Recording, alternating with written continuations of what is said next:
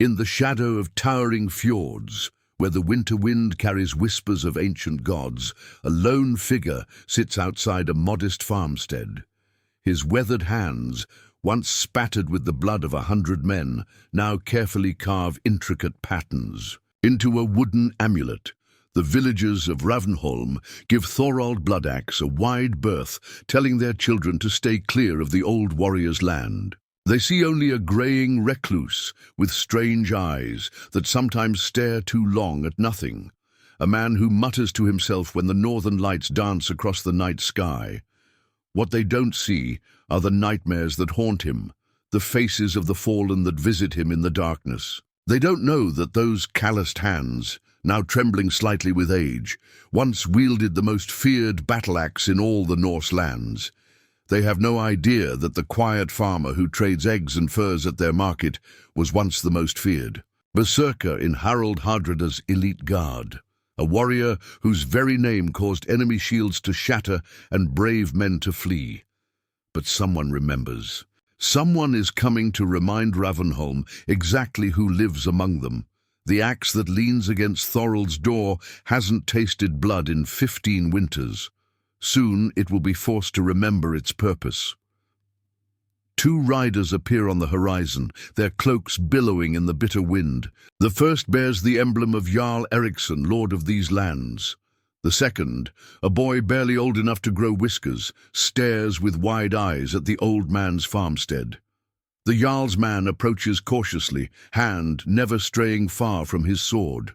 "Thorald, Bloodaxe," he calls, voice carrying across the frozen ground. "The Jarl requires your presence."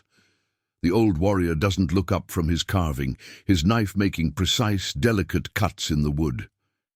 "Bloodaxe died at Stamford Bridge," he says, voice rough from disuse. "I'm just Thorald now." The rider shifts uncomfortably. "The Jarl insists." Thorald finally looks up, his pale blue eyes focusing on the messenger with unnerving intensity. Something in that gaze makes the horse snort and stamp nervously. "Does he?" Thorald asks, his voice quiet, but somehow carrying perfectly across the distance between them. "And if I refuse?" The messenger swallows hard. "The Jarl said you might be reluctant. He said to remind you of your oath. Blood and honor from this world to the next." A long silence follows, broken only by the distant cry of a raven. Thorald's hands have gone still, the knife frozen mid-cut. "Blood and honor," he finally repeats, the words seeming to pain him. "Very. Well, I will come at first light tomorrow." As the riders turn to leave, the young boy can't contain his curiosity. "Are you really him?" he blurts out. "The berserker who fought beside Harald Hardrada, the one who entered the Fury and killed 40 men at Fulford Gate?" The old man's eyes, suddenly tired beyond measure, meet the boy's. "No, lad. That man is dead. Has been for 15 years. But they say," the boy begins, only to be silenced by the messenger's sharp gesture. "Enough, Leif. We've delivered our message." As they ride away, the boy turns back once, watching the old man return to his, carving as if nothing had happened. He doesn't see how Thorald's hands now tremble, how his breathing has quickened, how sweat beads on his brow despite the biting cold. Inside his modest home, Thorald moves to a heavy wooden chest, secured with a lock that hasn't been opened since. He settled in this quiet valley. The key hangs around his neck, a constant reminder of what lies within. With reluctant fingers, he unlocks the chest and throws open the lid. Inside lies his past, a coat of ringmail, still bearing the dents of Saxon hammers. Beneath it, wrapped in oiled cloth, the infamous battle axe that gave him his name. Not the simple farm tool that rests by his door, but a weapon of war, its edge still keen after all these years, its blade inscribed with runes asking Odin for victory and blood. Thorald reaches down, his fingers hovering just above the weapon's haft, not quite touching it. A war rages behind his eyes, memory against resolve, oath against promise. "I swore never again," he whispers to the empty room. From the shadows of his memories comes an answering whisper. the voice of a man in simple robes, speaking words that changed everything. There is another path, warrior. One that requires greater courage than any battlefield.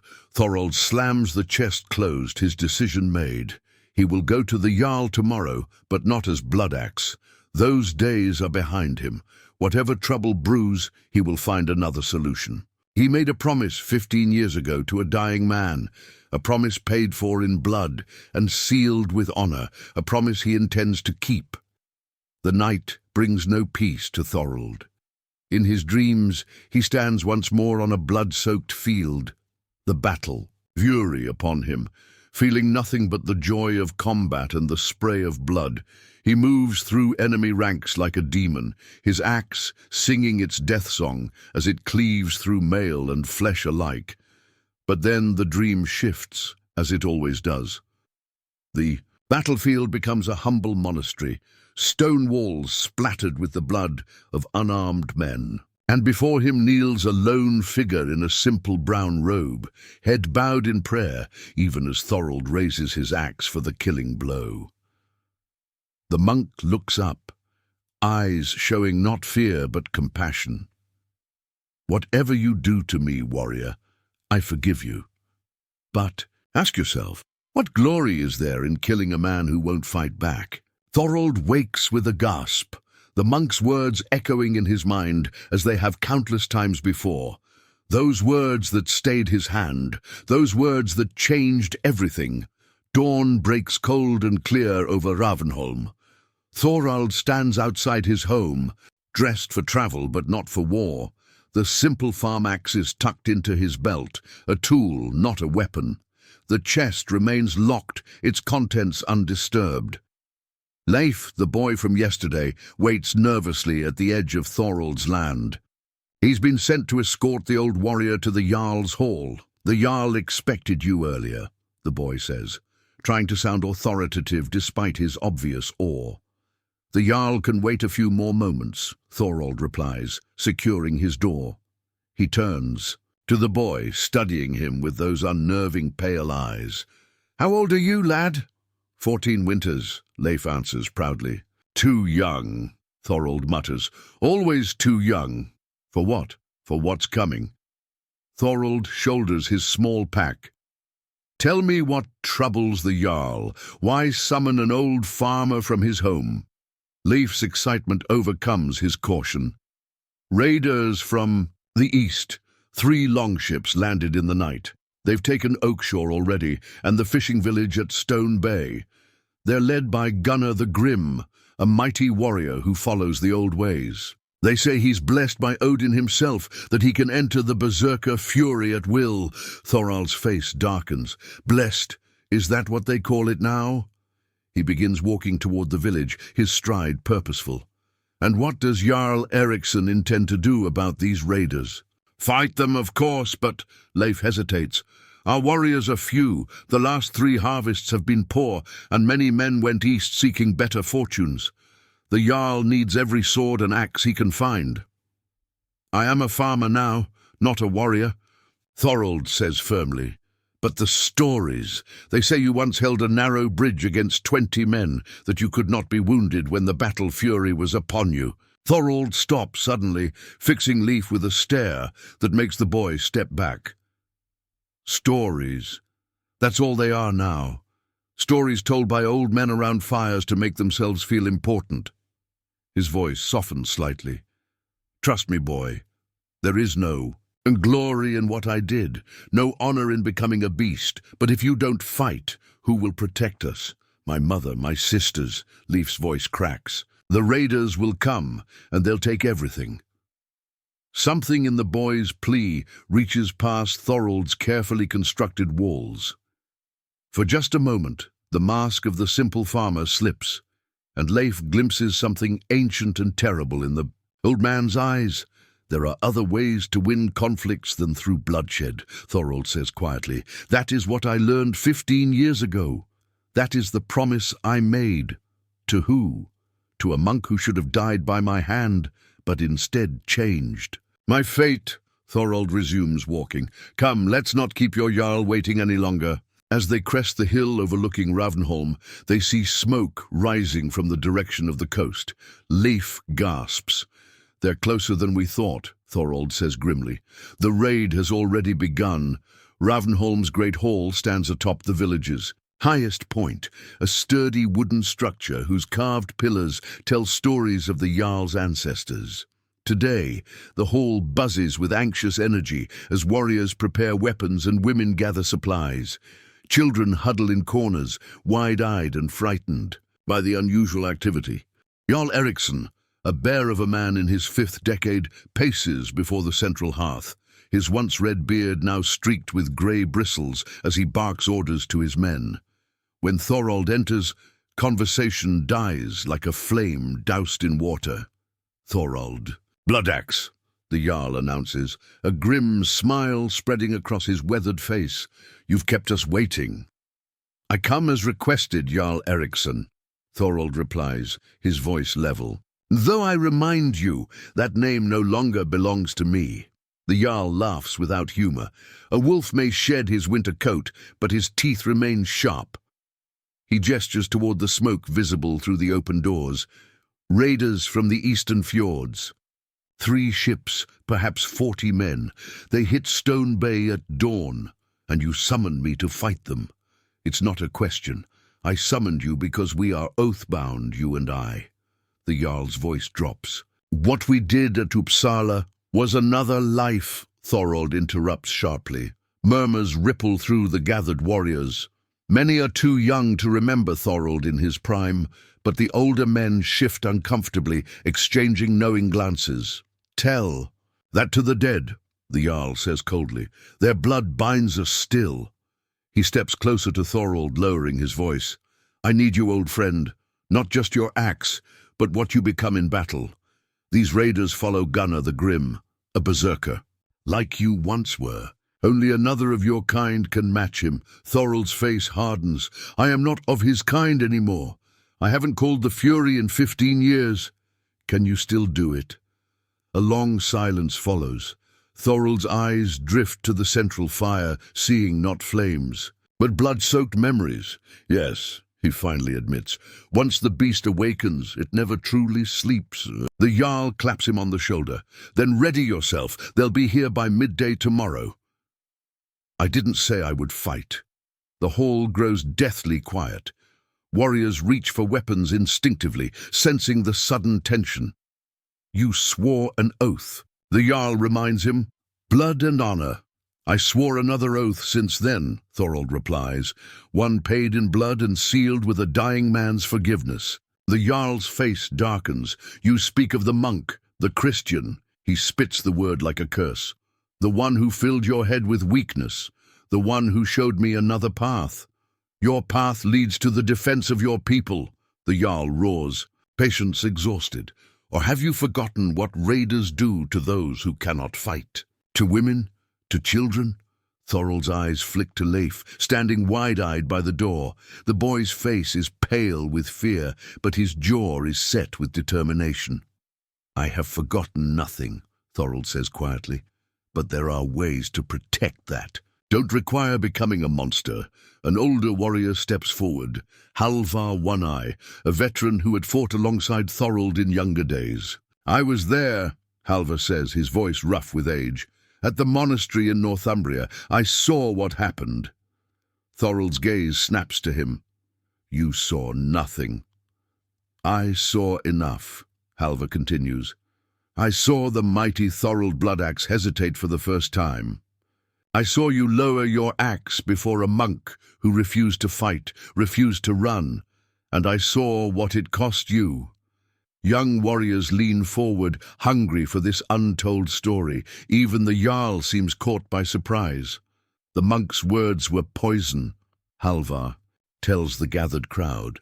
"They weakened Thorald's resolve at a crucial moment. While he hesitated, Saxon reinforcements arrived. Many of our brothers died in the retreat that followed. Blood that stains Thorald's hands, as surely as if he'd killed them himself." "Is this true?" the Jarl demands, staring hard at Thorald. "The blood of our fallen brothers stains my hands, yes," Thorald acknowledges. but not for the reasons Halvar believes. He turns to face the crowd, his voice strengthening as he speaks. We raided that monastery for gold, for glory. The monks were unarmed, offering no resistance. It was slaughter, not battle. His eyes go distant. I had killed 3 already when I came upon their leader, an old man with eyes that showed no fear. He looked at me, covered in the blood of his brothers, and offered forgiveness. A warrior scoffs. Forgiveness? From a slave of the White Christ? Yes, Thorald says simply. Something I had never encountered in all my years of raiding. It stopped me. Before I could decide what to do, Saxon soldiers attacked. In the chaos, the monk was wounded by a stray arrow. As he lay dying, he extracted a promise from me. What promise? The Jarl asks, his voice hushed despite himself. That I would find another way, that I would use my strength to protect, not destroy. Thorald's eyes refocus on the Jarl. I have kept that promise for 15 years. And now you would break your oath to me? To our gods? The Jarl's hand drops to his sword hilt. I will help defend Ravnholm, Thorald says firmly, but not as a berserker, not as Bloodaxe. The Jarl stares at him for a long moment, then laughs bitterly. The greatest warrior of our generation, reduced.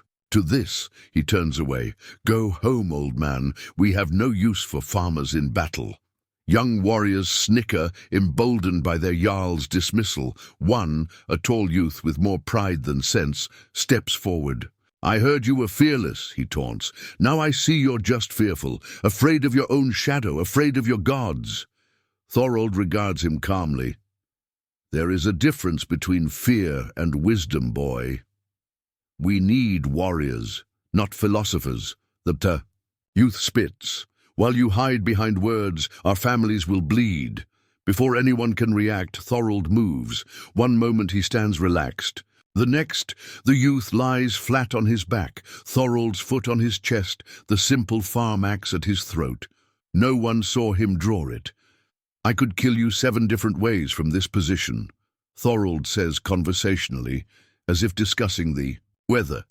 I could take your weapon and kill half the men in this room before they drew steel.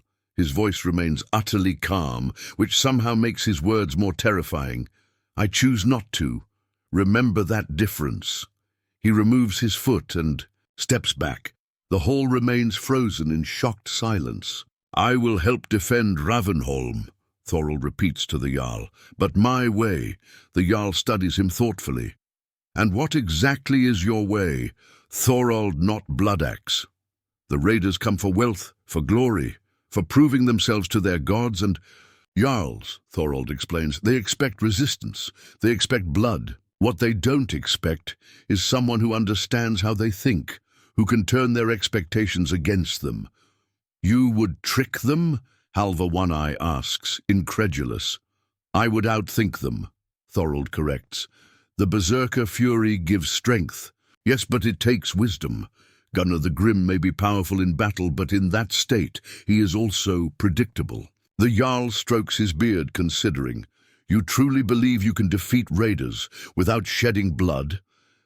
I didn't say that, Thorald clarifies. Blood may be necessary, but perhaps not as much as you think, and perhaps not our own. A commotion at the door interrupts them. A wounded warrior staggers in, supported by 2 others. Blood seeps through a crude bandage on his leg. They're coming faster than we thought, he gasps. Gunnar's advance party attacked our lookout post. The main force is just hours behind them. The Jarl turns to Thorald, challenge in his eyes. It seems your way will be tested sooner than expected. What do you propose? All eyes turn to the former Berserker. For a moment, something ancient and terrible flickers behind his calm gaze, a shadow of the warrior he once was. Then it passes, replaced by clear-eyed resolve. First, we evacuate those who cannot fight to the hillside caves, he says decisively. Then we prepare a welcome for our uninvited guests, one they won't expect. And Gunnar? The Jarl presses. How will you deal with a Berserker without becoming one yourself? Thorald's face grows solemn. That, Jarl Eriksson, will be the most difficult part. for all of us. As warriors hurry to follow the Jarl's orders, Leif approaches Thorald hesitantly. "Will you really not fight?" the boy asks, confusion and admiration warring in his young face. "There are many ways to fight, Leif," Thorald answers, watching the frantic preparations. "The strongest warrior isn't always the one who swings the heaviest axe, but the stories. The stories are just that, stories," Thorald interrupts gently. "They don't tell of the nightmares that follow, of the faces that haunt you in the dark. They don't speak of what it costs to become a beast, even temporarily." He places a weathered hand on the boy's shoulder. "True strength isn't in killing your enemies, but in knowing when not to. That's what the monk taught me with his dying breath, a lesson paid for in his blood and sealed with my oath." "I don't understand," Leif admits. "You will," Thorald promises. "Now go, help your mother prepare for evacuation." As the boy runs off, Thorald turns his gaze toward the smoke on the horizon. His hand drifts unconsciously to his neck, where the key to his chest hangs hidden beneath his tunic. The promise he made 15 years ago weighs heavy on his soul. But so too does his responsibility to these people, people who have accepted him despite the rumors, despite the past that clings to him like a shadow. He knows what awaits them if the raiders succeed. He knows what Gunnar the Grim will do to prove his devotion to the old gods, and somewhere deep inside, locked away like his battle axe and ring mail, the beast stirs in its sleep, waiting, hoping to be called forth once more. The sun hangs low over Ravnholm, casting long shadows across the hastily erected barricades. Women and children have been evacuated to the hillside caves, guarded by the village's eldest warriors, men too old to fight effectively, but experienced enough to protect the vulnerable if the worst should happen. Those who remain, farmers, fishermen, a handful of trained fighters, prepare for battle under Thorald's unexpected direction. To the Jarl's surprise, Thorald has not ordered them to sharpen swords or reinforce the village's outer defenses. Instead, he has them gathering unusual supplies, barrels of pitch, fishing nets, livestock from the surrounding farms, even the bellows from the blacksmith's forge. "Have you lost your mind?" Jarl Eriksson demands, as Thorald directs men to move. A large wagon filled with hay to a specific position near the village entrance. "What good will farm equipment do against raiders?" "War isn't just about strength," Thorald replies, his eyes scanning the surrounding terrain with the practiced gaze of a veteran. "It's about using what you have against what they expect." Jarl shakes his head in disbelief. They expect to find warriors defending their homes. Instead, they'll find farmers hiding behind haystacks. Precisely. A ghost of a smile touches Thorald's lips. They come seeking glory in battle against worthy opponents. What glory is there in slaughtering farmers? What songs will be sung of their victory over hay bales? Before the Jarl can respond, a horn sounds from the coastal watchpost. One long blast, followed by two short. The raiders are approaching the village outskirts. "It's time," Thorald says, his voice calm but commanding. "Everyone to their positions. Remember, stay hidden until you hear my signal. No matter what happens, no matter what you see or hear, do not break position until then." The villagers scatter to their assigned locations, many casting doubtful glances. Back at the former Berserker, the Jarl lingers, conflict evident on his weathered face. "This plan of yours, you're gambling with people's lives." Thorald meets his gaze steadily. "Every battle is a gamble, but this way we risk fewer lives than in direct confrontation." "And what of your oath to me?"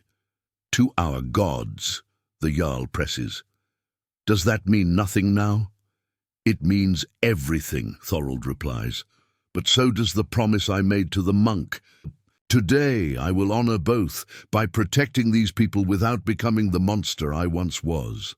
A long moment passes between the two men, former brothers in arms, now divided by 15 years and a dying monk's words. "And if your plan fails?" the Jarl finally asks. Thorald's hand drifts to his neck, where the key hangs. Then I will do what must be done, but that will be my choice, not yours. With a curt nod, the Jarl moves to his position behind the great hall. Thorald stands alone at the edge of the village, a solitary figure silhouetted against the setting sun. He carries only his farmer's axe and wears no armor, no helmet, just the simple clothes of a man who has tilled soil and tended animals for 15 peaceful years. The first raiders appear on the ridge overlooking Ravnholm. Fierce warriors, with painted faces and weapons at the ready. They pause, surprised to find no visible defense, no armed men waiting to meet them. At their center stands a towering figure in a bearskin cloak, his face hidden behind a grotesque wooden mask, carved to resemble a snarling beast. Gunnar the Grim has arrived. Next to him stands a wiry man with a forked beard and elaborate tattoos covering his exposed skin, a seedmudder, a sorcerer who follows the raiders to interpret signs from the gods and bless their weapons before battle. The village appears abandoned. One raider calls out, "Perhaps they fled when they heard of our approach." "No," Gunnar growls, his voice deep and guttural through his mask. "They are here, hiding, waiting." He draws in a deep breath through the mask's nostrils. "I can smell their fear." The sorcerer steps forward, casting bones onto the ground before him. He studies their pattern with narrowed eyes. "The gods speak of unusual resistance," he announces, "of a mighty warrior who waits to test your strength, Gunnar." A rumble of anticipation passes through the raiders. This is what they hoped for, a worthy opponent, a chance for glory and songs. Gunnar raises his massive battle axe. "Then we shall not disappoint the gods." Forward, the raiders charge down the slope toward Ravnholm, weapons raised, war cries echoing across the valley. They expect resistance to materialize at any moment. Archers on rooftops, warriors bursting from hiding places. Instead, they find only empty streets and shuttered homes. Gunnar slows his advance, suspicion replacing bloodlust. Something is wrong. This is too easy. A lone figure steps into view at the village center. Thorald, standing calmly before the great hall, his farmer's axe held loosely at his side. "Welcome to Ravnholm," he calls out, his voice carrying clearly in the evening air. "I would offer you hospitality, but it seems you've already helped yourselves to Stone Bay and Oakshaw." The raiders halt, confused by this unusual reception. Gunnar pushes through his men to stand at the front, studying the solitary figure before him. "Who are you to address me so boldly, old man?" he demands. "Once I was called Thorald Bloodaxe," comes the steady reply. "Now I am simply Thorald of Ravnholm, a farmer who would rather not see blood spilled needlessly today." A murmur passes through the raiders. Even this far east, the name Bloodaxe carries weight. Stories of the Berserker who fought beside Harold, Hardrada, whose axe never missed its mark, whose fury was legendary even among those who called the Berserker path. The sorcerer's eyes widen. The bonecast spoke true, a mighty warrior indeed. Gunnar tilts his masked head, studying Thorald with new interest. "Bloodaxe, I've heard tales of your deeds. They say no man could stand against you when the fury took hold." He laughs, a harsh sound through his mask. "Yet here you stand, an old man with a farmer's tool, speaking of peace. Age brings wisdom," Thorald replies. "Something you might learn if you live long enough." Gunnar bristles at the implied insult. "I have no need of an old man's wisdom. I follow the old ways, the true ways, the path of strength and glory." "Ah, yes, the true ways," Thorald says, his voice taking on a harder edge. "Raiding defenseless villages, slaughtering those who cannot fight back. Tell me, Gunnar the Grim, where is the glory in that?" The raiders shift uncomfortably. This is not the reception they expected. Not battle, not surrender, but challenge of a different kind. "Enough talk," Gunnar growls. "We came for wealth and glory. Your people can surrender what we seek, or we will take it from their corpses." And what glory would that bring you? Thorald asks, seemingly unmoved by the threat. To defeat an old farmer and claim the meager possessions of fishermen and shepherds. What songs would the skalds sing of such a mighty deed? Gunnar's hand tightens on his axe. The glory comes in battle, old man, in victory over worthy foes.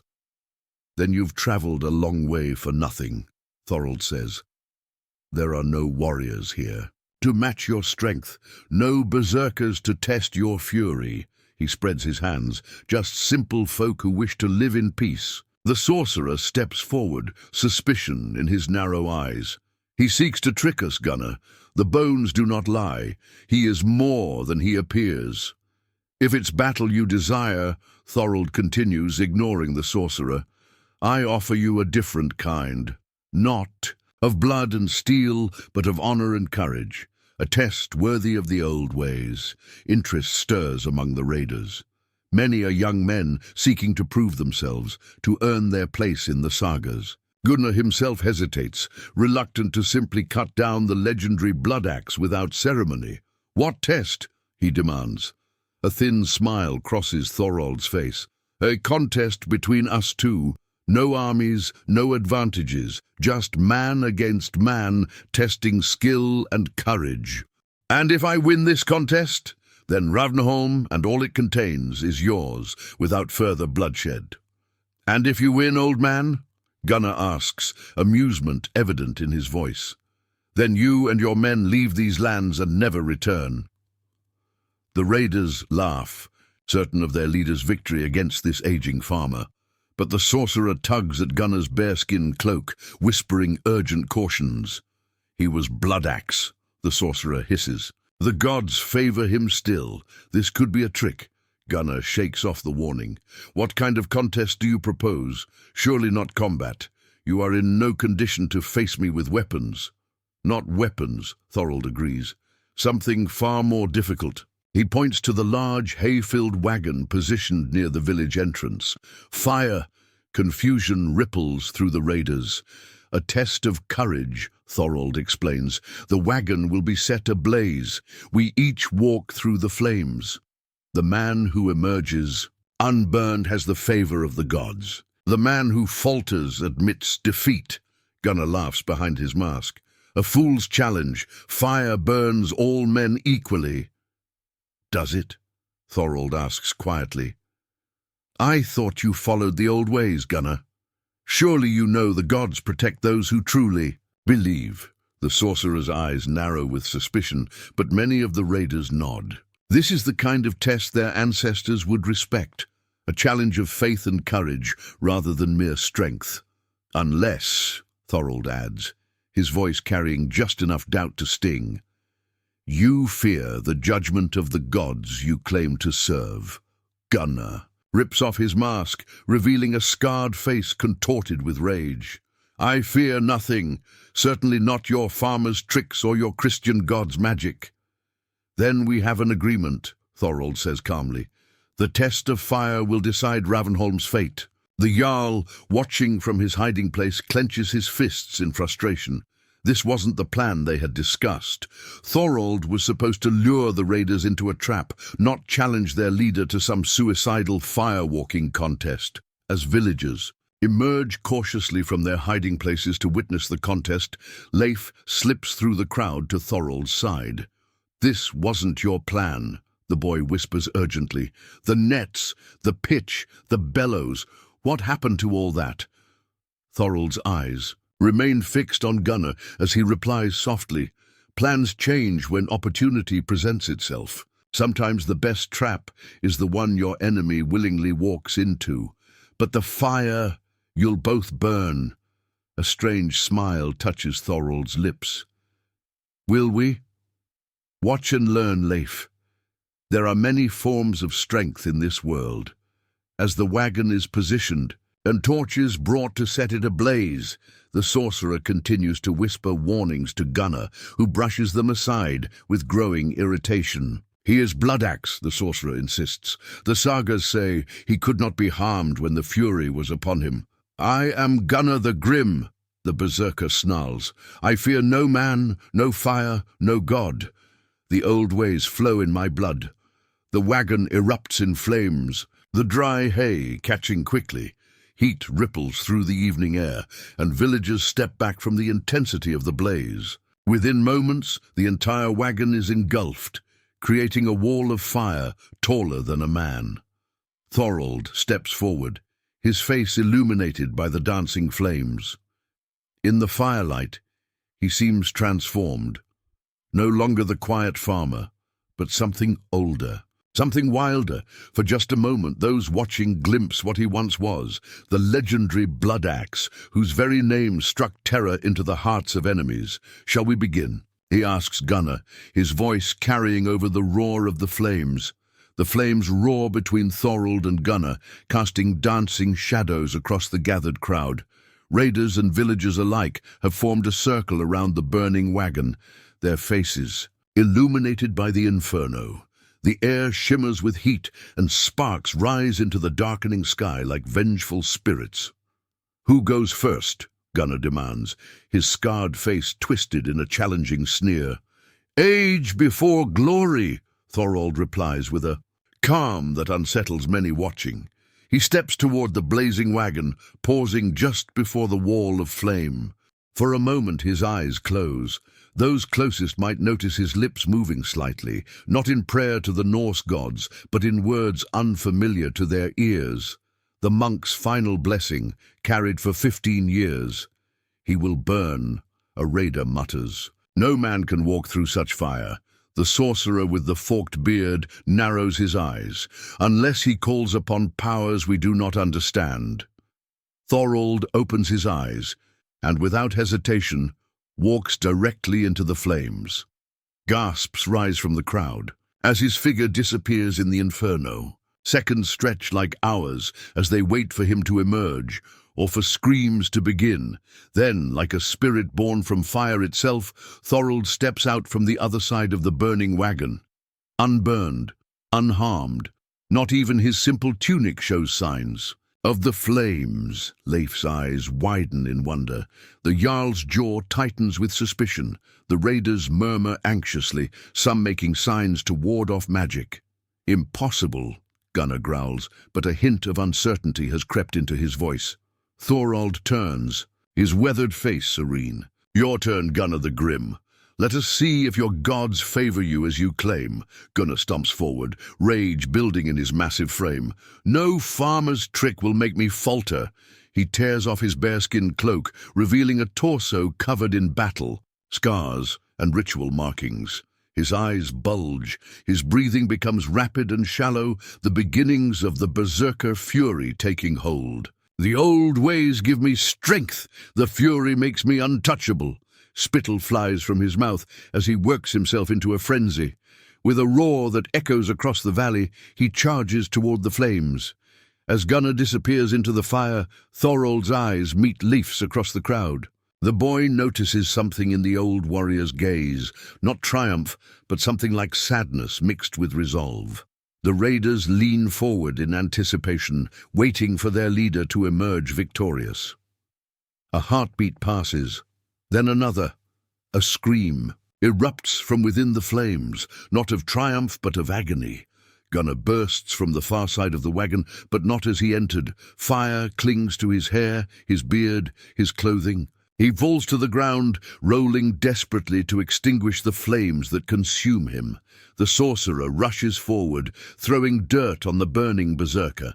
Other raiders join him, using cloaks to beat out the flames. When they finally subdue the fire, Gunnar lies, moaning, his skin blistered and blackened in places, the smell of burned flesh hanging heavy in the air. "Sorcery!" the Sidemadder shrieks, pointing at Thorald.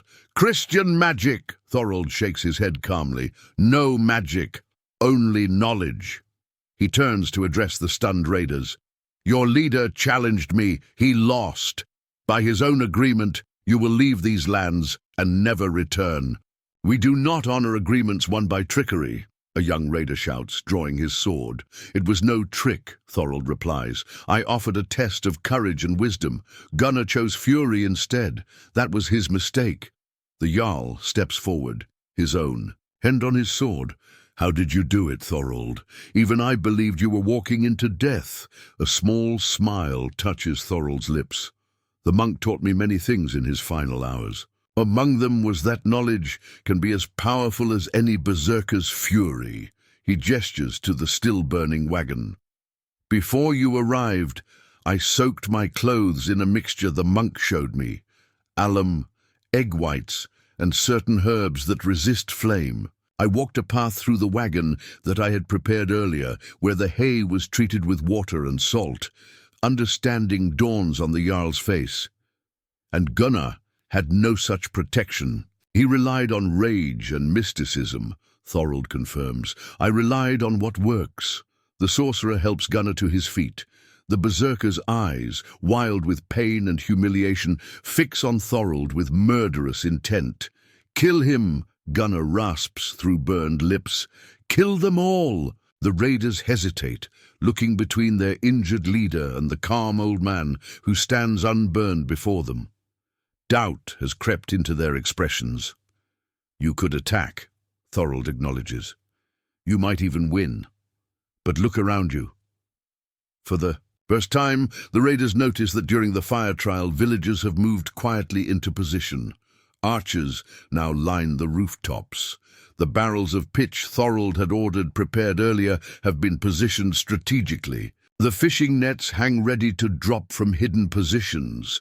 "This was never about just walking through fire," Thorald explains. "While you watched our contest, my people prepared your welcome. You are surrounded, outmaneuvered."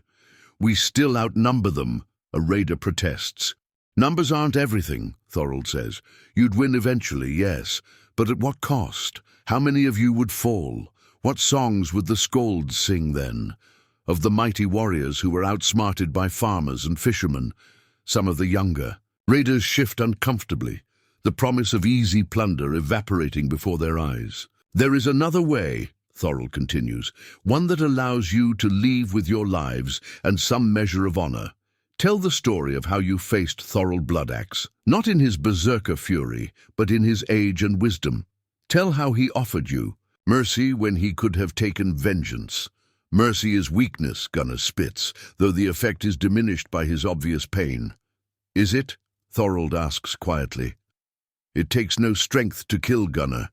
Any child can take a life with the right weapon. But to spare life when you have the power to take it, that requires true courage." He steps closer to the burned berserker, seemingly unconcerned about the armed raiders surrounding him.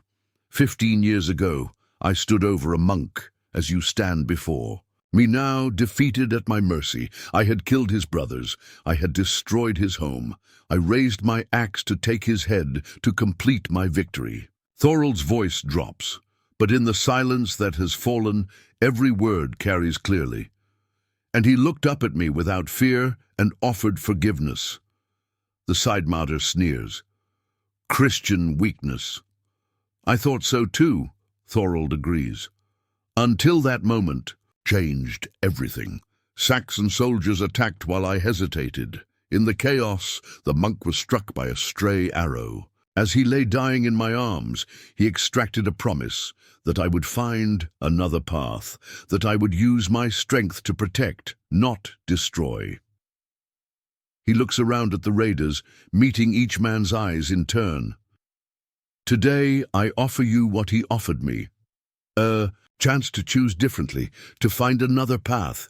One of the raiders, barely more than a boy, lowers his weapon slightly. "What would you have us do? Return home empty-handed? We would be shamed." "No," Thorald says. "Return home with a greater treasure than silver or slaves. Return with wisdom, with a story worth more than plunder." The Jarl steps forward. "Thorald speaks for himself, not for Ravnholm. I speak for Ravnholm today," Thorald interrupts, his voice suddenly carrying the unmistakable authority of command. The Jarl falls silent, surprised by the transformation. "These men will leave unharmed if they choose to do so now. They will take their wounded and their dead and never return to these shores." Gunnar struggles against those supporting him. "Cowards? Would you listen to this old man's prattle? Would you surrender our God's favor for his Christian mercy? But doubt has taken root among the raiders. They look at their burned leader, at the village defenses they had not noticed before, at the old farmer who walked through fire unscathed. The glory they sought seems suddenly hollow. The Sidemarder studies, Thorald with narrowed eyes. The gods have spoken through this trial, he admits reluctantly. Gunnar failed their test. Perhaps there is wisdom in retreat. Not retreat, Thorald corrects gently. Growth. A tense silence falls over the gathering. The path of blood and steel that these men have followed all their lives stands on one side, an unknown future on the other. The raiders exchange glances, an unspoken communication passing between them. Finally, the oldest among them, a grey-bearded warrior with a face mapped by scars, steps forward. "I have raided for 30 summers," he says. "I have seen men die, well, and die poorly. I have seen berserkers fall and rise, but never have I seen a man walk through fire as you did." He sheathes his sword deliberately. "There is power in your path, Thorald Bloodaxe. Power I do not understand. One by one, the raiders lower their weapons. Only Gunnar continues to rage, though his injuries make his threats little more than painful whispers now. Take him," the old raider says to his companions, gesturing at Gunnar. "His wounds need tending and his mind needs rest. The fury has unbalanced him." As the raiders begin their withdrawal, Leif rushes to Thorald's side, eyes wide with wonder. "Did the monk really teach you how to walk through fire?" he asks. Thorald smiles, a genuine warmth breaking through his weathered features. "The monk taught me many things, Leif, some with words in his final hours, others with the example of his life." He places a hand on the boy's shoulder. "Most importantly, he taught me that true strength isn't found in destroying your enemies, but in transforming them." The Jarl approaches as the last raiders disappear over the ridge, helping their burned leader limp away from a battle that never truly began. "You risked everything on a trick and a speech," the Jarl says, his voice a mixture of anger and reluctant admiration. "I risked everything on understanding men," Thorald corrects. "Those raiders aren't so different from what we once were, you and I, young, hungry for glory, believing that strength comes only through domination." "And yet you dominated them today," the Jarl points out, "without lifting your axe. Not domination. Liberation." Thorald watches the retreating raiders thoughtfully. "Some of them at least may find a better path now, as I did." The villagers begin to dismantle the defenses, relief evident in their faces and voices. Children emerge from hiding places. Women return from the caves. Life will continue in Ravnholm. "You could have called the Fury," the Jarl says quietly, so only Thorald can hear. "You could have become Bloodaxe again and destroyed them all. Was it really just for a promise to a dying Christian?" Thorald's hand drifts to the key around his neck. "Not just for him," he admits. "For myself as well. The Berserker path consumes those who walk it. Each time the Fury comes, it takes a piece of your humanity. Eventually, nothing remains but the beast. And this new path of yours, what does it take from you?" "Nothing." Thorald smiles. "It gives, instead, peace, purpose." He looks at Leif, now excitedly recounting the day's events too. His returned mother. Hope for something better than endless bloodshed. The Jarl follows his gaze. "The boy admires you." "He admires Bloodaxe," Thorald corrects. "A legend, a story told around fires. My task now is to show him, to show all of them, that there are better legends to aspire to, better stories to tell." As night falls over Ravnholm, Thorald returns to his farmstead alone. Inside, he lights a single candle and sits before the locked chest that contains his past. For a long moment, he simply stares at it, feeling the weight of the key around his neck, Then, with deliberate movements, he removes the key and unlocks the chest one final time. The battle axe gleams in the candlelight, its edge still keen, its surface inscribed with runes, asking Odin for victory and blood. Thorald lifts it, feeling the familiar weight in his hands. For 15 years he has kept it as a reminder of what he once was, and what he chose to leave behind.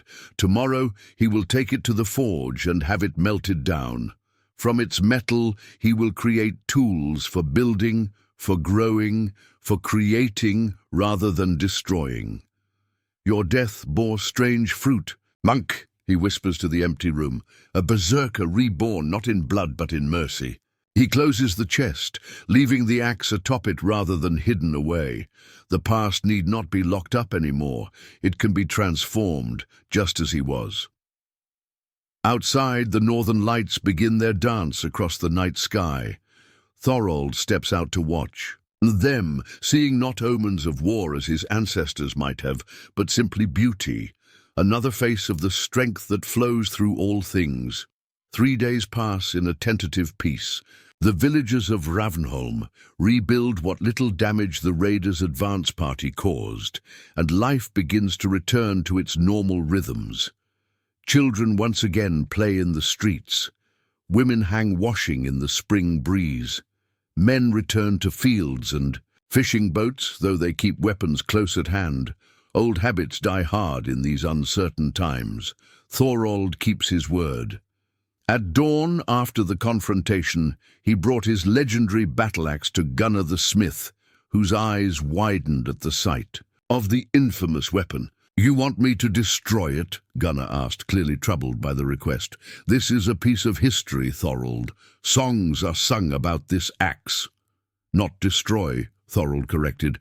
"Transform, as I was transformed." Now, 3 days later, Thorald stands in the smith's forge as the craftsman reveals his work. 3 farming implements crafted from the melted-down metal of Bloodaxe's weapon.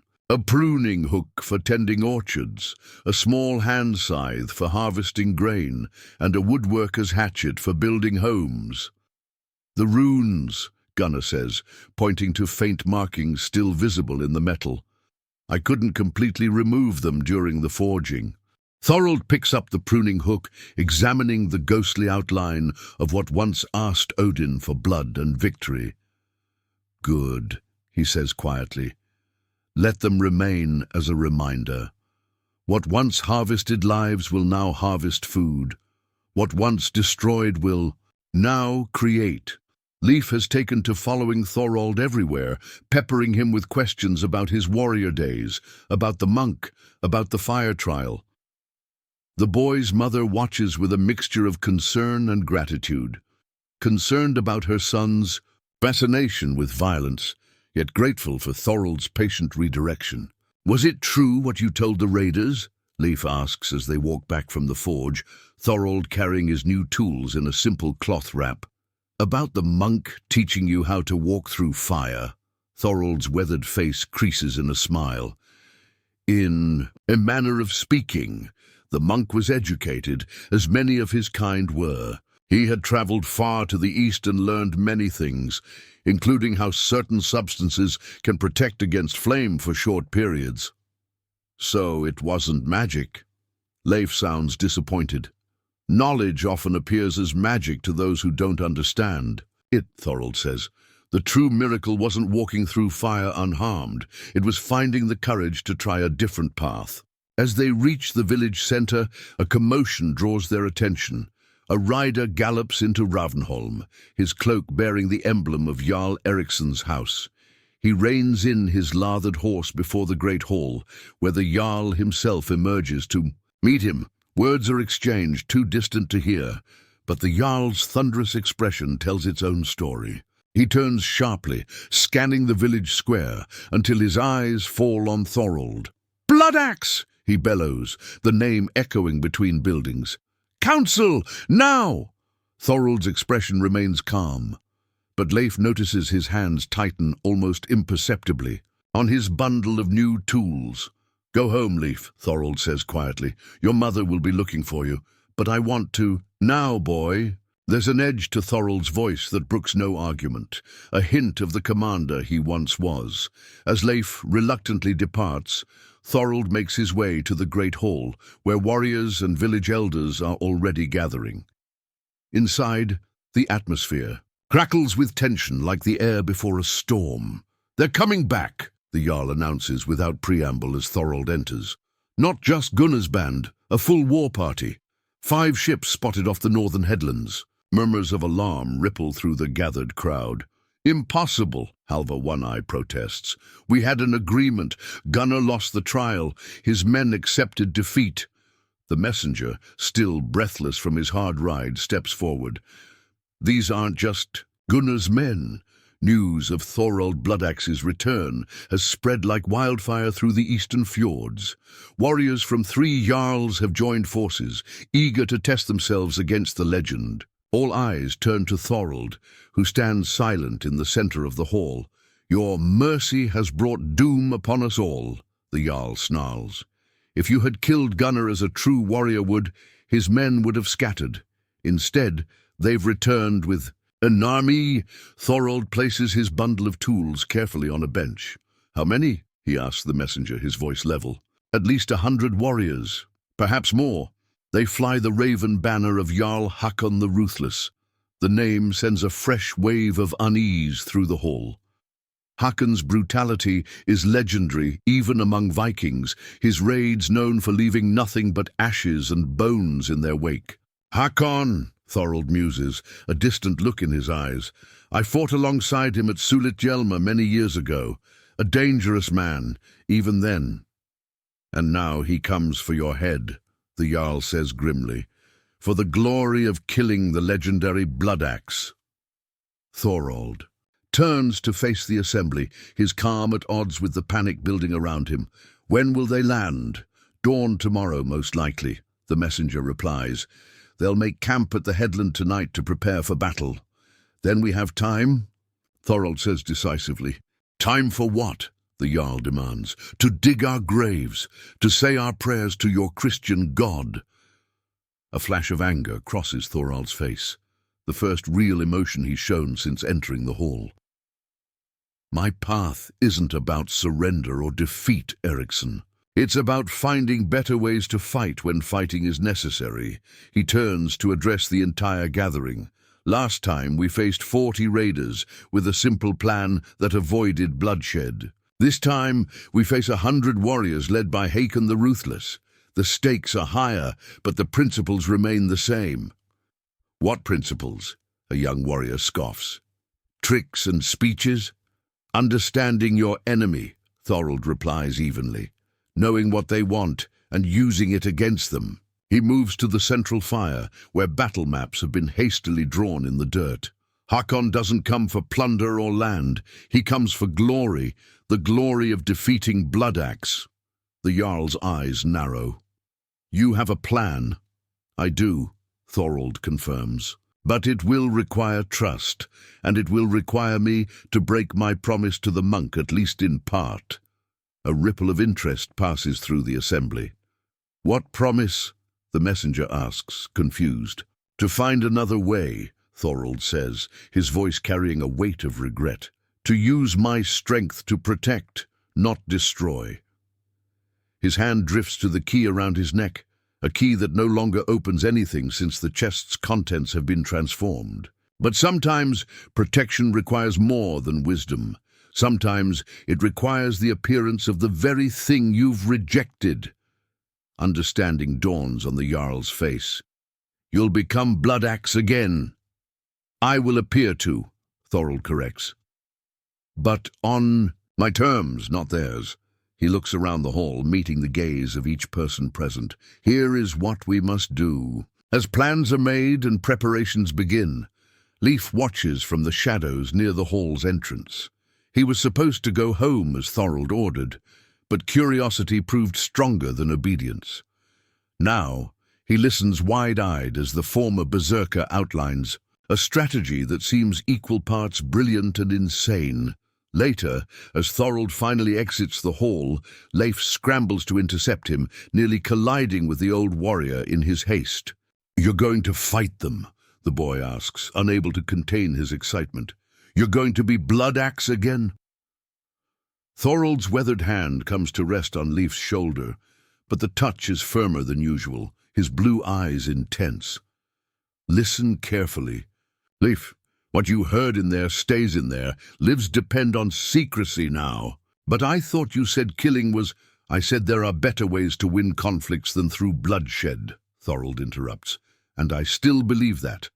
But I also believe in protecting those who cannot protect themselves, even if that means walking a dangerous line."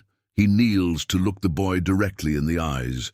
"The monk didn't ask me never to fight again. He asked me to find another way. A better way.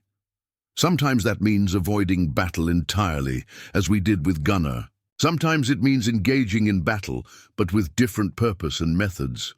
"I don't understand," Leif admits. "You will," Thorald promises, rising to his feet. "Now, I have a task for you, an important one. Can I trust you?" The boy straightens, pride filling his chest. "Yes, sir." "Good, because what I'm about to ask may be the most important role in tomorrow's battle." As Thorald outlines the boy's responsibility, Leif's expression shifts from excitement to solemnity. By the time the old warrior finishes speaking, the child's face shows the determination of someone much older. "I won't fail you," Leif vows. "I know you won't," Thorald replies. "Now go, prepare as I've instructed." As the boy hurries away, the Jarl approaches Thorald, his expression troubled. "Are you certain about this plan? It leaves little room for error." "No battle plan survives first contact with the enemy," Thorald acknowledges. "But this one gives us our best chance. And if it fails—" Thorald's gaze drifts to the northern horizon, where enemy sails will soon appear. "Then I will do what I swore never to do again. I will call the Fury. I will become the beast one last time." The Jarl studies him. "Can you, after 15 years? "The beast never truly sleeps," Thorald says quietly. "It waits, it listens. Sometimes in my dreams I feel it stirring, testing its chains." His eyes harden with resolve. "But that is the final resort. First we try my way." "Your way nearly got us all killed last time," the Jarl reminds him. "Did it?" Thorald challenges. "Not a drop of Ravnholm blood was spilled, not a single home burned, not a woman taken or child orphaned." He shakes his head. "No, my way worked. Exactly as intended. This time will be no different, except for the 100 warriors instead of 40, the Jarl says dryly. "Numbers change tactics, not principles," Thorald replies. He places a hand on the Jarl's shoulder, a gesture of comradeship from years past. "Trust me, old friend, one last time." As the sun sets over Ravnholm, preparations continue through the night. Not battle preparations as one might expect. No, sharpening of weapons or reinforcing of barricades. Instead, under Thorald's direction, the villagers engage in activities that seem bizarre to many of the warriors. Women mix strange concoctions in large vats. Children gather specific types of herbs and mosses from the surrounding woods. Fishermen adjust their nets in unusual configurations. The smith works through the night on specially commissioned metal pieces that look nothing like weapons. And, in the Jarl's great hall, Thorald stands before a small group of chosen men, the strongest, most reliable warriors Ravnholm has to offer, and teaches them something that has nothing to do with swordplay or shield walls. "The appearance is what matters," he explains, demonstrating a specific stance. "The eyes, the breathing, the tension in your muscles. Vikings fear berserkers for a reason, not just their fury in battle, but the terror they inspire before battle even begins." "But we aren't berserkers," one man objects. "No," Thorald agrees, "and that's your advantage. The true berserker loses himself to the fury. You will only pretend to lose yourself, keeping your wits about you the entire time." "And you?" the Jarl asks from the doorway. "Will you only be pretending as well?" Thorald doesn't answer immediately. When he does, his voice carries a hint of the darkness that once defined him. Dawn will tell. Outside, under the vast canopy of stars, Leif sits with his mother near their home, explaining what Thorald has asked of him. "It's dangerous," she protests, fear evident in her voice. "You're just a boy." "That's why it has to be me," Leif insists, with the fierce conviction of youth. "Thorald said I'm the only one who can do this part." His mother looks toward the northern horizon, where enemy sails will appear with the morning light. Then she looks at her son's determined face, seeing something new there. Not just the reckless courage of a child, but the beginnings of principled bravery. "Your father would be proud," she says finally, her voice thick with emotion. "He always said true courage isn't in seeking battle, but in doing what must be done, no matter how frightening." Leif hugs her tightly.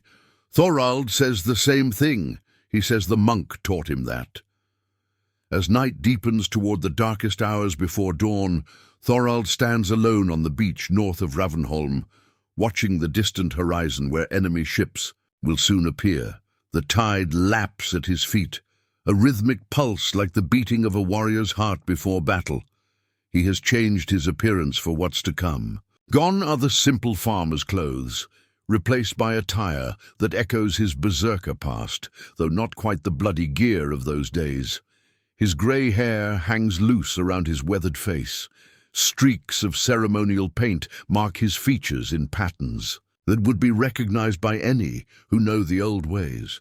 But the greatest change is in his eyes. The calm wisdom that has defined him for 15 years has receded, allowing something older, something wilder to surface. Not fully, not yet, but enough that anyone seeing him now would have no trouble believing the legends of Thorald Bloodaxe. "I'm sorry, old friend," he whispers, and it's not clear whether he addresses the monk whose dying words changed his life, or the beast within that he has kept chained for so long. Perhaps both. Dawn approaches, bringing with it Hakon the Ruthless and 100 warriors hungry for glory, bringing with it a battle that will test not just Thorald's strategy, but the very promise that has defined his second life. The first faint light breaks over the eastern horizon. In that moment, Thorald makes his final preparations, not by sharpening weapons or donning armor, but by closing his eyes and whispering the prayer the monk taught him, a prayer for protection, for wisdom, for the strength to follow the harder path. Then he opens his eyes, straightens his shoulders, and turns toward Ravnholm. It is time.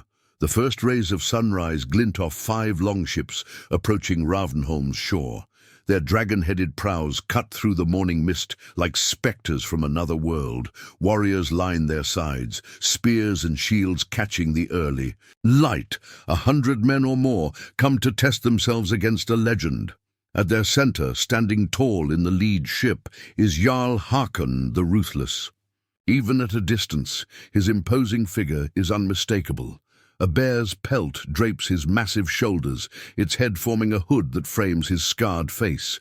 Gold arm rings mark his wealth and status. The massive war axe in his hand has tasted the blood of kings. Beside him stands a familiar figure, Gunnar the Grim, his burned skin still red and blistered from the fire trial. His eyes gleam with malice and the promise of vengeance. The sidemarder with the forked beard hovers nearby, casting bones on the ship's deck and muttering interpretations to his lords.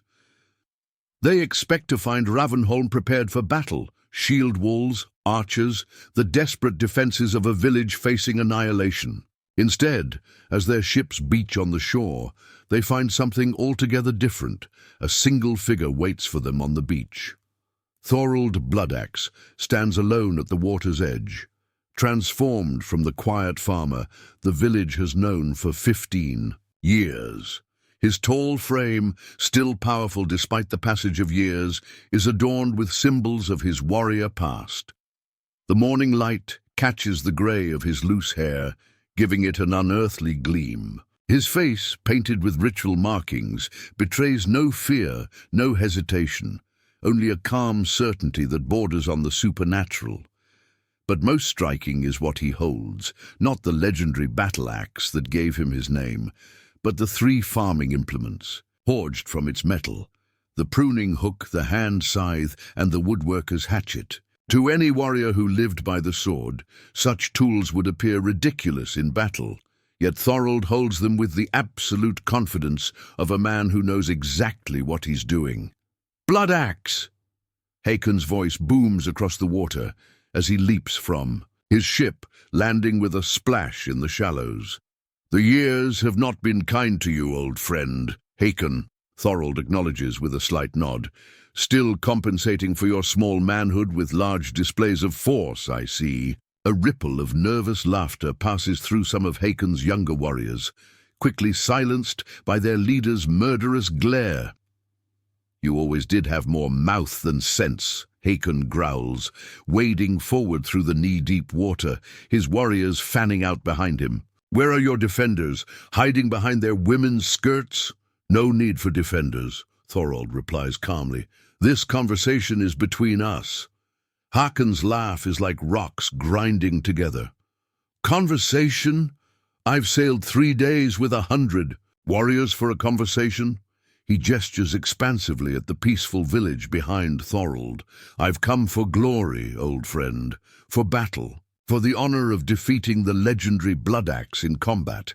"And what glory is there in that?" Thorald asks, his voice carrying clearly to all gathered. "What honor in defeating an old farmer who hasn't raised a weapon in 15 years? "Not just any farmer," Gunnar interjects, pushing forward despite his injuries. "The farmer who uses Christian magic, who tricks honest warriors with false tests." Thorald's gaze shifts to Gunnar, his expression unreadable. "The only trick was believing that rage makes you invincible, a lesson you paid for dearly." Hakon looks between them, confusion momentarily replacing bloodlust. "What is this talk of tricks and tests? I was told Bloodaxe had returned, that the greatest berserker of our generation once again walked among the living." "I walk," Thorald acknowledges, "but not as I once did. The berserker path leads only to destruction, Hakon. I found a better way." The massive Jarl stares at him in disbelief, then erupts in mocking laughter. "A better way? Farming? Praying to the White Christ? Is this what has become of the mighty Bloodaxe?" He turns to address his warriors. "Look well, men. See how legends become path—" His words cut off abruptly as a horn sounds from the village behind Thorald. The deep, resonant note hangs in the air, seeming to shake the very ground beneath their feet. A second horn answers from the cliffs to the north. Then, a third from the forests to the east. Hakon's warriors shift uneasily, hands tightening on weapons as they scan their surroundings. The horns continue their eerie call, each note precisely timed to create a disorienting pattern that makes it impossible to determine how many there are or where exactly they're coming from. "What trickery is this?" Hakon demands, his confident demeanor slipping slightly. Thorald smiles, not the gentle smile of the farmer, but the predatory grin of Bloodaxe that so many had seen as their last sight in this world. "You wanted the legend," he says, his voice taking on a deeper timbre. "Now you face him." As if on cue, men emerge from the tree line at the edge of the beach, not ordinary village defenders, but figures straight from nightmare. Each is adorned in a grotesque approximation of berserker attire, partial animal skins, faces painted with blood-red symbols, eyes wide and unseeing. They move with the unnatural gait of men in the grip of battle fury, yet with a coordination no true berserkers could maintain. "Impossible," the Sigmar gasps, "so many in one place." More appear along the cliff tops, and still more from behind sand dunes, dozens of apparent berserkers surrounding Hakon's force on 3 sides, with the sea at their backs. "Berserkers fight alone," Hakon protests, though his voice has lost some of its certainty. "They cannot coordinate, they cannot plan." "Can they not?" Thorald asks. "Or is that simply what you've always believed, because no one ever tried. He takes a step forward. I've had 15 years to contemplate the Berserker. Path, hearken. 15 years to understand its strengths and its weaknesses. 15 years to imagine how it might be different. The pseudo-berserkers begin a rhythmic chanting, low, guttural sounds that seem to vibrate in the bones of all who hear them. With each passing moment, Hakon's warriors grow visibly more uneasy. Several make protective signs against evil. This is not natural, the Sidemaster whispers urgently to Hakon. This is not the way of our ancestors. They're just men in costumes, Hakon snarls, but the doubt in his voice is evident. Are they? Thorald asks. He raises his right hand, the one holding the pruning hook fashioned from his old battle axe, and makes a simple gesture. As one, the berserkers surrounding the beach drop into fighting stances. Last chance, Hakon, Thorald says, his voice ringing with authority. Take your men and leave. Return to your lands with a new story to tell, not of battle and blood, but of wisdom. Learned and bloodshed avoided. For a moment, it seems, the Jarl might actually consider this offer. Fear has crept into the eyes of his younger warriors, and even the veterans look uncertain in the face of this unprecedented display. But then Gunnar lurches forward, his burned face contorted with hatred. "Lies!" he shouts. "All lies and tricks! I know the truth of this farce." He points an accusing finger at Thorald. He is no longer Bloodaxe. He's a coward who hides behind illusions and clever words. Hakon's resolve hardens. Gunnar speaks truth. No true warrior abandons the old ways. He hefts his massive axe. Berserkers or farmers in disguise, we will cut through them all. He raises his weapon to signal the attack, but before he can bring it down, a small figure darts onto the beach from the village path. Leif runs directly toward Thorald, seemingly oblivious to the 100 armed warriors between them. His young face shows determination despite his obvious fear. "Boy!" Thorald calls out sharply. "I ordered you to remain hidden." "I had to come," Leif shouts back, dodging between startled raiders. The signal fire is ready, but Astrid says the wind has shifted. She needs new instructions. Hakon's warriors, confused by this unexpected interruption, allow the boy to pass. He reaches Thorald's side, breathing hard. "Signal fire? What new deception is this?" Hakon demands. But Thorald's attention is fully on Leif, his expression a mixture of anger and concern. "You've put yourself in danger, boy. These men won't hesitate to— Is this how the great Bloodaxe now fights?" Gunnar interrupts with a sneer. "Hiding behind children, using them as shields." Thorald's eyes flash dangerously. "The boy is no shield, and I did not call him here." "Then send him back," Hakon says, a cruel smile spreading across his scarred face. "Unless you fear what we might do once he's no longer between us." Thorald looks down at Leif, whose eyes have gone wide with the sudden realization of his precarious position. The boy swallows hard, but stands his ground. "Go, Leif," Thorald says quietly. "Return to the village. This is no place for you."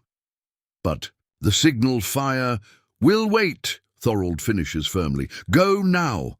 Leif hesitates, then turns to leave. As he does, Gunnar makes a sudden lunge forward, grabbing the boy's arm in his burned hand. "Not so fast," Gunnar snarls. "Perhaps we should keep this young messenger as insurance against more of Bloodaxe's tricks." The atmosphere on the beach changes instantly.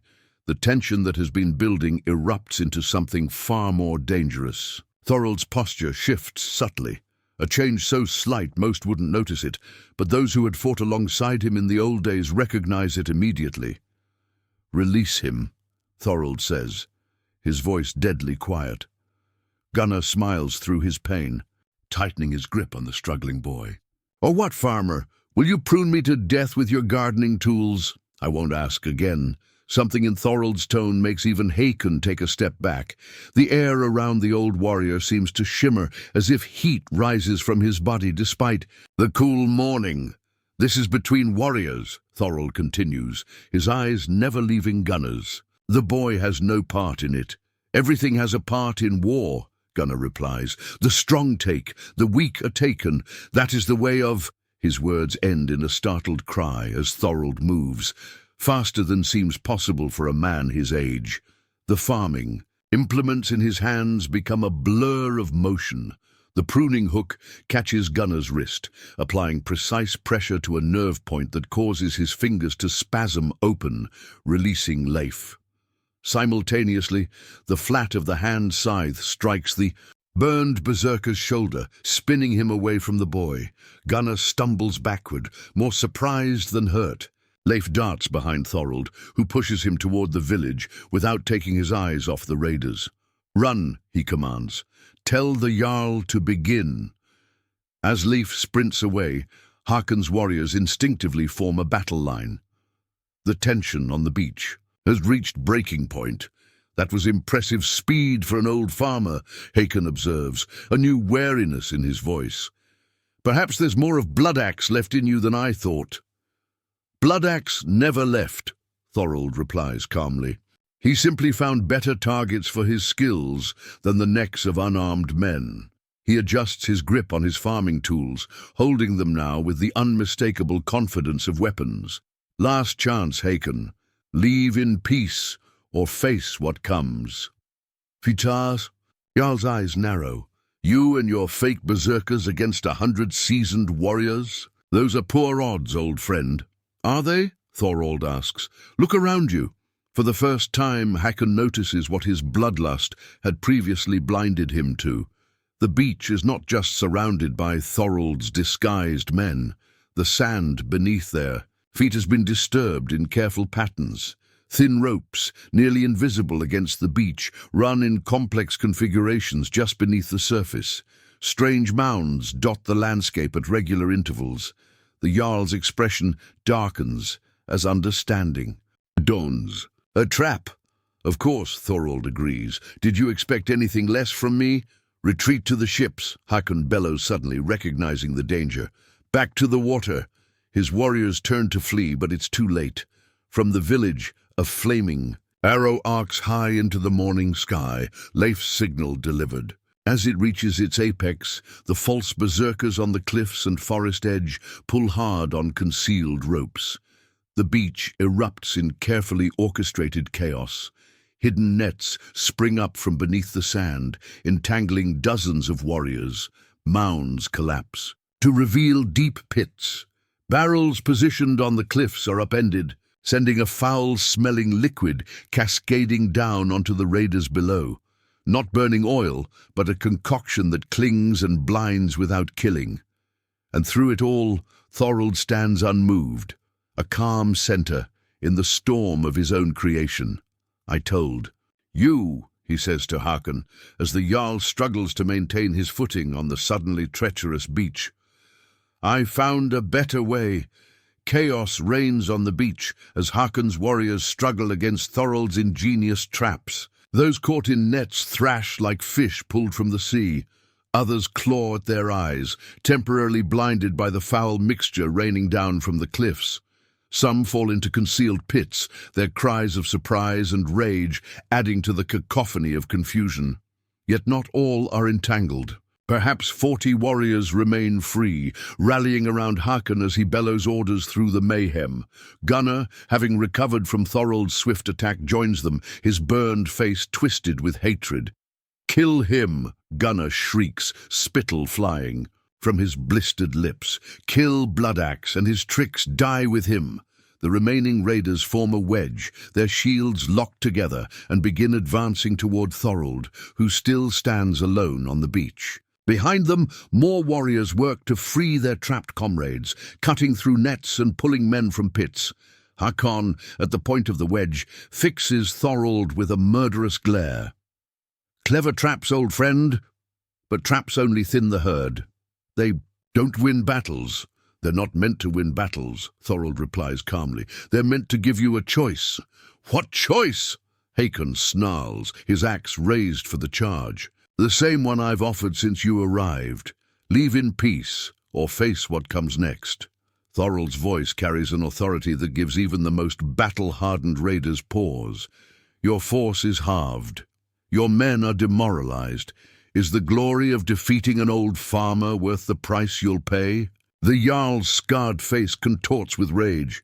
You think I fear your theatrical displays, your village defenders dressed as berserkers, your farmers' implements?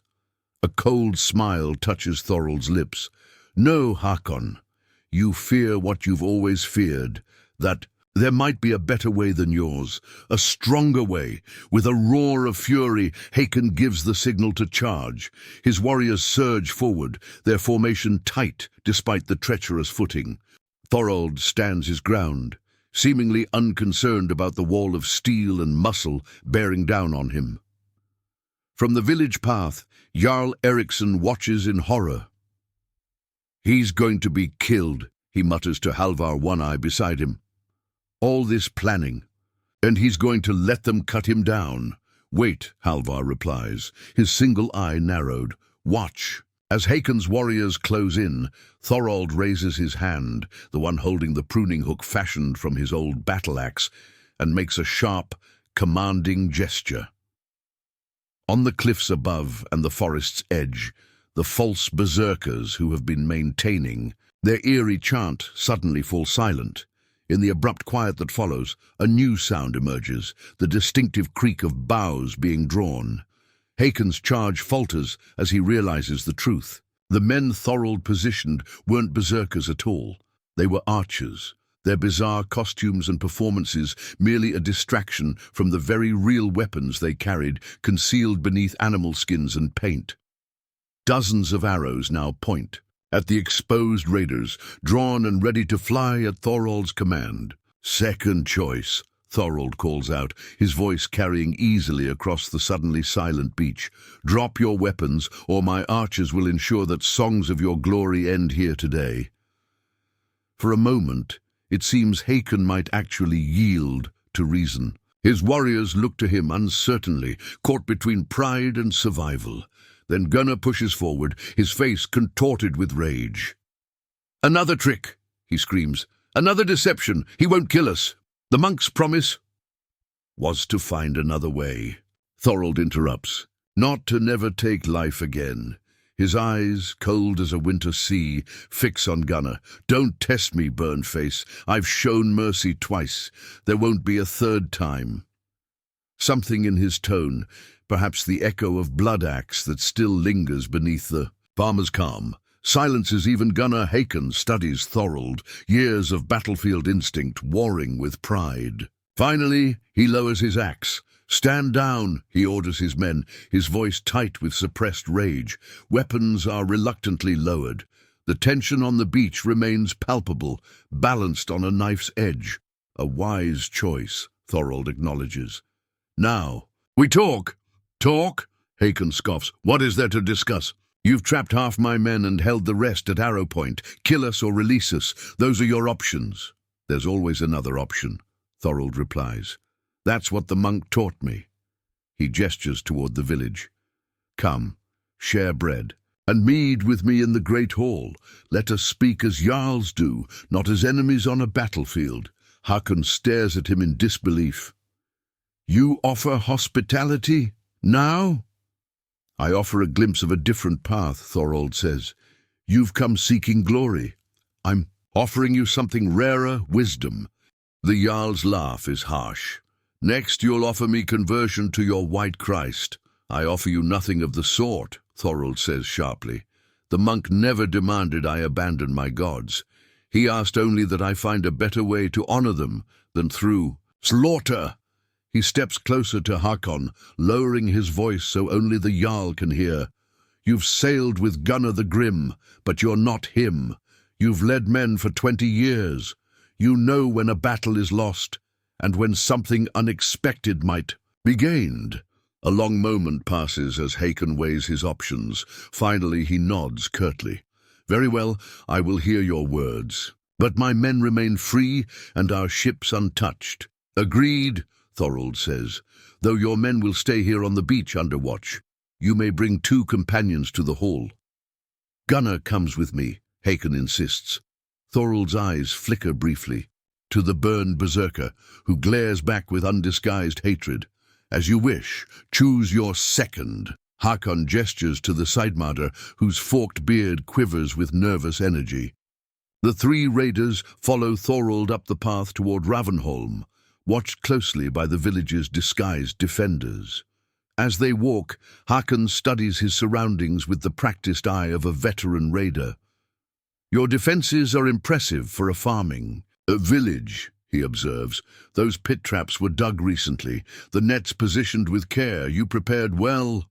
"Knowledge is a weapon like any other," Thorald replies. "I may have set aside my battle axe, but I never stopped considering how to protect what matters." "And what matters to Bloodaxe now?" Hakon asks. "Cabbages? Sheep?" "People," Thorald says simply. "The same as always. The difference is in how I protect them." They reach the great hall, where Jarl Eriksson awaits with a small honor guard. His face shows clear displeasure at welcoming enemies into his hall, but he defers to Thorald's lead. Mead is poured, bread and salt offered according to ancient custom. Once hospitality has been formally established, they gather around the central fire. "Speak your peace, Bloodaxe," Hakon says, deliberately using the name Thorald has rejected. "What wisdom could possibly be worth more than the glory of battle?" Thorald sits across from him, the firelight illuminating the ritual markings on his face, markings that now seem less like war paint and more like the symbols of a different kind of power. 15 years ago, he begins, I stood in a Christian monastery in Northumbria. My axe dripped with the blood of unarmed men. My soul dripped with the blood of countless more. I was Thorald Bloodaxe, the most feared berserker in Harald Hardrada's elite guard. Songs were sung of my fury, of how no man could stand against me when the madness took hold. He pauses, his eyes distant with memory. And then I faced an old monk, unarmed, unafraid. He looked at me, covered in the blood of his brothers, and offered forgiveness. Gunnar spits into the fire. Christian weakness. So I thought. Thorald agrees, surprisingly. I raised my axe to take his head to complete what I'd begun, but something stopped me. Not fear, not doubt. Something I'd never encountered in all my years of raiding. What? The Sidemarder asks, despite himself drawn into the tale. Peace, Thorald says quietly. This man, facing certain death, had a peace about him that I, with all my victories, all my glory, all my supposed strength, had never known. Hakon shifts uncomfortably on his bench. A strange spell, nothing more. Before I could decide what to do, Thorald continues, Saxon soldiers attacked. In the chaos, the monk was struck by a stray arrow. As he lay dying in my arms, he extracted a promise that I would find another path, that I would use my strength to protect, not destroy. And you've kept this promise for 15 years? Hakon asks skeptically. I have, Thorald confirms, though not always in ways the monk might have expected. I've protected this village, these people. I've taught what I know of strategy and combat to those who would learn, but I've done it without becoming the beast I once was. The Berserker fury is a gift from the gods, the Sidemarder interjects. To reject it is to reject their favor. Is it? Thorald challenges. The fury takes more than it gives. Each time it comes, it devours a piece of your humanity. Eventually, nothing remains but the beast. Is that truly what the gods desire for their children? Warriors who can't tell friend from foe, who lose themselves so completely they can't even remember their greatest battles. The Sidemarder opens his mouth to object, then closes it, seemingly unsure. I've had 15 years to contemplate the Berserker path, Thorald continues. 15 years to understand its strengths and its weaknesses. What I discovered was that the greatest strength isn't in surrendering to rage, but in mastering it, in channeling it with purpose and precision. Hakon leans forward, genuine interest finally showing on his scarred face. You speak as if the fury can be controlled. Not controlled, Thorald corrects, transcended. What you saw on the beach wasn't men pretending to be berserkers. It was warriors who've learned to channel the focus and intensity of the fury without surrendering to its madness. Men who fight with the power of the bear, but the minds of men. Impossible, Gunnar protests, but there's a note of uncertainty in his voice. Is it? Thorald asks. You felt the fury, Gunnar. You know its power, but you also know its cost. The confusion afterward, the exhaustion, the fragments of memory that never quite fit together. He leans forward, his gaze intense. What if you could have the strength without the surrender? The power without the price? A silence falls over the hall as the raiders contemplate this possibility. Even Jarl Eriksson seems caught by the vision Thorald presents, a new way of understanding the ancient warrior tradition. This is why I called you to the Great Hall, Thorald says to Hakon, not to humiliate you or to prove my superiority, but to offer you what the monk offered me, a glimpse of a different path, a stronger path. And if we reject this wisdom? Hakon asks, though his tone has lost much of its earlier hostility. Then you and your men leave in peace, as agreed, Thorald replies simply. You return to your lands with your ships and your lives. Perhaps you raid elsewhere, perhaps you don't. But you'll carry with you the knowledge that there is another way, and that choice will work in you like a seed, growing whether you tend it or not. The Saidmada strokes his forked beard thoughtfully. The bones I cast this morning spoke of transformation, he admits. I thought they meant victory through battle. Perhaps their meaning was different. Gunnar slams his fist on the table. This is madness. He tricks us with words now, as he tricked me with fire. He turns to Hakon, desperation in his burned face. We came for glory, for battle. Are we to return with nothing but philosophy? Not nothing, Thorald interjects calmly. Knowledge, a rare form of strength, one that, properly applied, can win more victories than any axe or sword. Hakon falls silent, studying Thorald with new eyes.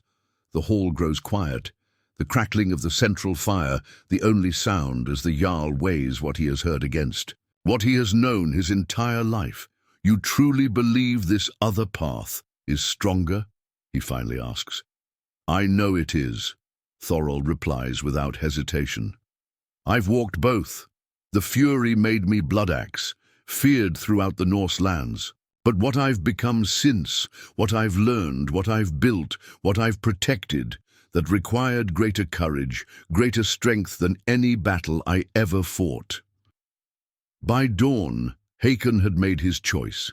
He departed with his men, not as enemies, but as students of a new path. Gunnar refused, challenging Thorald one last time, only to find that mercy had its limits. The burned Berserker fell, not to Thorald's rage, but to his precision. Years passed. Leif grew under Thorald's guidance, learning that true strength comes from wisdom, not fury. The legend of Bloodaxe transformed, no longer a tale of battlefield glory, but of a warrior who found greater courage in peace than in war. And when Thorald finally joined the monk in death, he left behind not just his name in sagas, but a legacy of lives changed by the promise he kept, a promise paid for in blood and sealed with mercy. If this story moved you, subscribe now for more tales of forgotten heroes who changed the course of history with their courage and wisdom.